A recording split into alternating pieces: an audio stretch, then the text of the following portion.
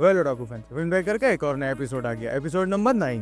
Episode की starting में ही हम देखते हैं कि इधर सुबाकी और उसके दो वाइस कैप्टन सुजुका को चीयर अप करने की कोशिश कर रहे होते हैं, जिसके लिए उनमें से एक वाइस कैप्टन ने अपने फेस पर मास्क लगा रखा था।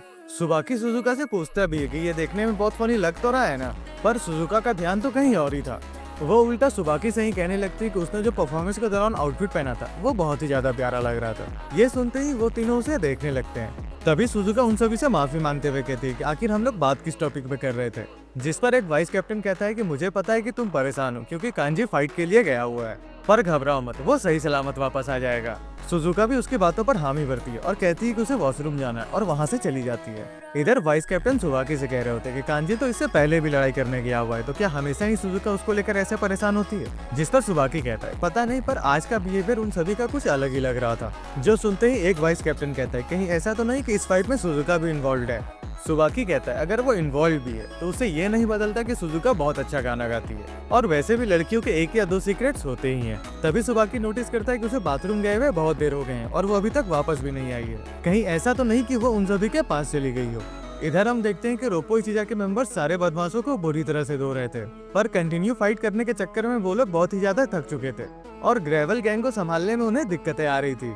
तभी साकुरा वहां आकर उन सभी को बचा लेता है, क्योंकि वो नहीं चाहता था कि उन सभी का हाल भी बिल्कुल वैसा ही हो जैसा कील फाइट के दौरान उसके दोस्तों का हुआ था।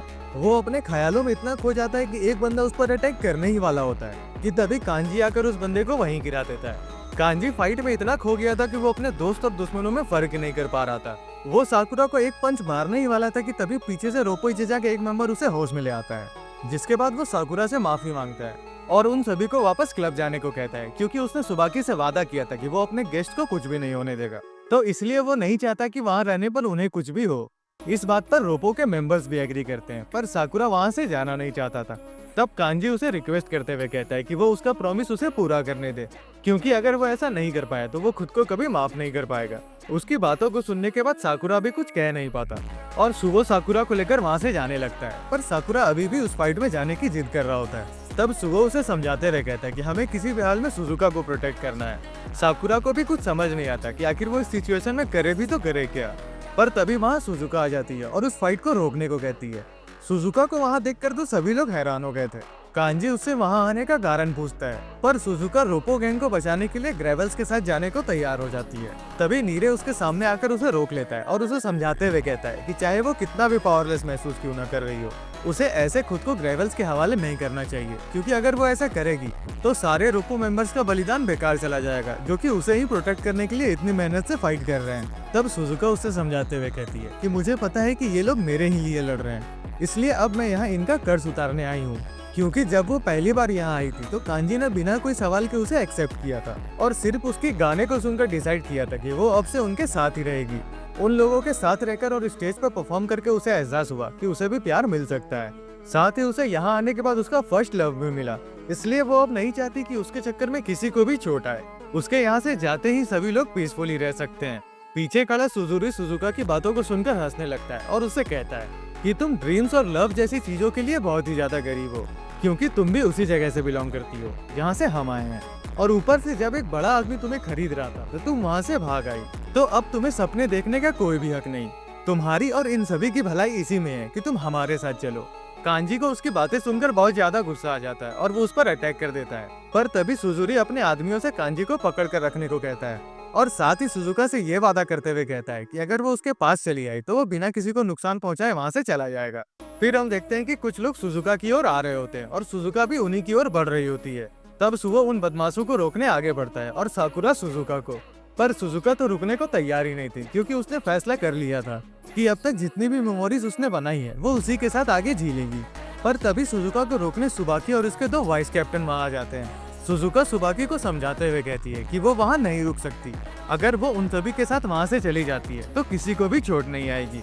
पर तभी सुबाकी सुजुका से पूछता है कि आखिर वो क्या चाहती है, जिस पर वो रोते हुए बताती है कि उसे सबके साथ रहना है, जिसे सुनने के बाद सुबाकी सुजुका को गले लगा लेता है और उसे फाइट में पीछे रहने को कहता है, क्योंकि अब खुद सुबाकी इस फाइट में अपनी प्यारी बहन को बचाने आ गया है। इधर सुजुकी ये सभी चीजों को देखकर डिसाइड करता है कि वो किसी को भी नहीं छोड़ेगा और सुजुका को यह एहसास दिलाकर रहेगा कि उसका सपना कितना बेकार है। सुबाकी उसकी बातों को सुनकर हंसने लगता है और सुजुकी से पूछता है कि क्या तुम सुजुका से जेलस हो, क्योंकि जो लोग दूसरों के सपने को नहीं समझ पाते वो खुद ही सपने देखना छोड़ चुके होते हैं। ये सुनते ही सुजुकी को बहुत ज्यादा गुस्सा आ जाता है और अपने साथियों से सभी चीजों को तबाह कर देने को कहता है। हम देखते हैं कि दोबारा रोपो गैंग और ग्रेवल्स गैंग के बीच फाइट स्टार्ट होती है।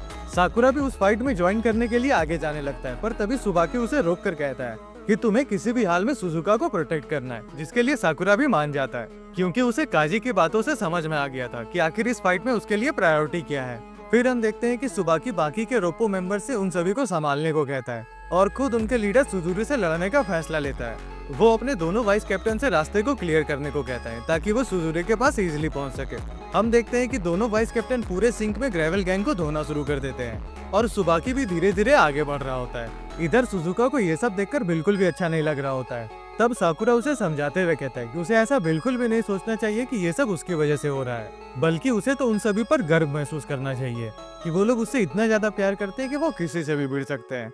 इधर हम देखते हैं कि सुबाकी के वाइस कैप्टन बाकी सभी को बहुत ही बुरी तरह धो रहे होते हैं। वो दोनों साथ मिलकर इतनी स्मूथली काम कर रहे थे कि किसी को भी सुबाकी के पास पहुंचने ही नहीं देते। तभी ग्रेवल्स के कुछ मेंबर सुबाकी और उसके वाइस कैप्टन पर हमला कर देते हैं, पर रोपो गैंग उन्हें इजीली रास्ते से हटा देते हैं। इसके बाद हम देखते हैं कि सुजुकी खुद ही लड़ाई के मैदान में उतर जाता है और सुबाकी को एक जोरदार मुक्का मारता है, पर सुबाकी उसके पंच को अपने एक हाथ से ही रोक लेता है। फिर हम देखते हैं कि वो दोनों आपस में लड़ाई करना शुरू कर देते हैं। वो दोनों ही एक दूसरे को अच्छी टक्कर देते हैं। तब खुद को हारता हुआ देख सुजुकी को बहुत ज्यादा गुस्सा आता है और वो फिर से सुबाकी पर अटैक करने आगे बढ़ जाता है, पर सुबाकी उसके हर अटैक को इजीली ब्लॉक कर ले रहा था। फाइट के बीच ही सुबाकी सुजुकी को बता रहा होता है कि पैसे के लिए किसी लड़की को परेशान करना कितना गलत है, पर सुजुकी को उसकी बातों का कोई फर्क नहीं पड़ता। वो उल्टा सुबाकी से ही कहता है कि इसमें सुजुका की ही गलती है, क्योंकि वो अपनी असली जगह भूलकर सपनों में जीने आ गई। इसी बीच सुजुकी सुबाकी को एक जोरदार पंच मार देता है, जो देखने के बाद सभी लोग हैरान हो जाते हैं। तब सुजुकी सुबाकी से कहता है कि उसका ये मेकअप बहुत ही बेकार है और उसके जैसे जितने भी लोग इस बेकार चीज पर अपना समय बर्बाद करते हैं वो उसे कभी हरा नहीं पाएंगे। ये बोलते बोलते सुजुकी सुबाकी पर अटैक कर देता है, जिसे सुबाकी इजीली रोक लेता है और उससे कहता है कि उसका मेकअप उसे स्ट्रॉन्ग बनाता है, क्योंकि जब वो मेकअप करता है तब वो दिल से खुश होता है और प्यार ही एक ऐसी चीज है जो लोगों को अंदर से स्ट्रॉन्ग बनाती है। सुबाकी की बातों को सुनकर सुजुकी हंसने लग जाता है और उसे हंसता देख सुबाकी समझ जाता है कि उसने अपने पूरी जिंदगी में प्यार को महसूस ही नहीं किया है, जिस वजह से वो उसे सिंपैथी दिखाते हुए कहता है कि उस जैसे लोग उसे कभी हरा ही नहीं पाएंगे। जो सुनकर सुजुकी को बहुत ज्यादा गुस्सा आता है और वो उस पर फिर से अटैक कर देता है, पर इस बार सुबाकी उसे एक जोरदार लात मारकर दूर फेंक देता है और फैसला करता है कि वो अब सुजुकी को अपनी पूरी ताकत दिखा कर रहेगा। इसी के साथ हमारा ये एपिसोड खत्म होता है। नेक्स्ट एपिसोड में हम देखने वाले हैं सुबाकी और सुजुकी के बीच एक इंटेंस फाइट। आई होप तुम सभी ने इस वीडियो को एंजॉय किया होगा, तो लाइक और शेयर करना मत भूलना, साथ ही सब्सक्राइब भी कर ही लेना, कहीं तुम इसके नेक्स्ट पार्ट को मिस ना कर दो। आज के लिए बस इतना ही, मिलता हूँ तुम सभी से अगले वीडियो में, तब तक के लिए राधे राधे।